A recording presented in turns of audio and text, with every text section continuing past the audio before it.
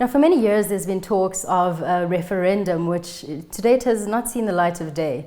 Would you say that said referendum could still be a valid option to solve this long-standing dispute? It is important to dissipate some of the misconceptions when it comes to the use of a referendum in the resolution of territorial dispute. I want to make three main observations, if you allow me. One, the referendum mechanism is not mentioned in any basic text of the United Nations concerning self-determination, nor does the UN Charter evoke it either. Two, the UN General Assembly identifies four equal and distinct solutions of self-determination, which are the independence, the association, the integration, and any other political status freely agreed without any mention of the mechanisms that has to lead to the advocate solutions. Three, the referendum is not a mandatory or unique way to achieve self-determinations. And since 1945, out of 64 cases of territorial disputes, the UN has only resolved 3 cases through referendum. The rest were resolved by political negotiations. Is it true that Morocco was the first to propose the organization of a referendum? Yes.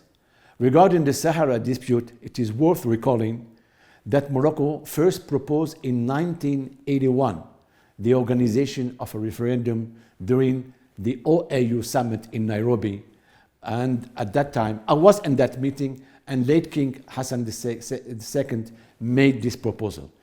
Its implementation was, however, hampered and blocked the following year, when the Secretary General of the OAU at that time prejudged the outcome of the referendum by illegally admitting an entity that lacks the attributes of sovereignty, violating thus the charter of the organization.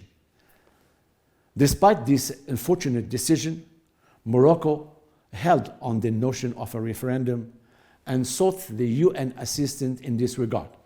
And in 1991, the UN brokered a ceasefire and established a peacekeeping mission known as MINURSO, whose mandate was at that time to monitor the ceasefire and to organize a referendum on the future of the region. Now, why is it that the UN was not able to organize a referendum? Well, for more than a decade, the UN tried to organize this referendum, but failed because the parties could not agree on a voter list and also on the eligibility of the voters. This deadlock led to the UN Secretary General Kofi Annan in 2000 to recognize the inapplicability of the referendum and called instead the parties to work together towards a political solution to this regional dispute. Ever since, the Security Council has urged the parties to reach a mutually acceptable political solution to the conflict. Not a single UN Security Council resolution in the past 20 years has called on the parties to organize a referendum.